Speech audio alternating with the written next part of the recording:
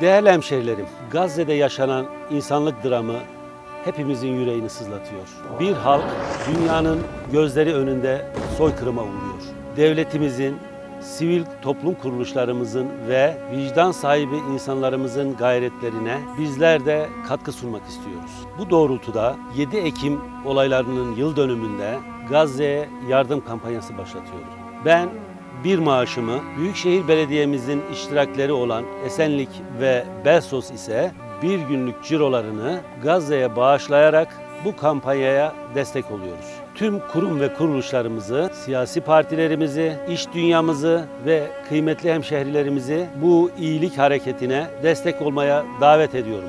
Battal Gazi Belediyesi ve Yeşilyurt Belediyesi olarak tüm ekibimizle, üniversitemizin akademik ve idari personeliyle, Turgut Özal Üniversitemizin güzide öğrencileriyle, hukukçularımızla, tüm teşkilatımızla, tüm ülküdaşlarımızla, örgütlerimizle, tüm dava arkadaşlarımızla, tüm milli görüşçü kardeşlerimizle, her bir neferimizle, iş insanlarımızla, sanayicilerimizle, tüm üyelerimizle, iş insanlarımızla, esnafımızla, tüm sanayicilerimizle, tüm insani yardım ve sivil toplum kuruluşlarımızla, memurlarımızla, işçi kardeşlerimizle, çiftçilerimizle Gazze'nin yanındayız. ben de Gazze'nin yanındayım. Ben de Gazze'nin yanındayım.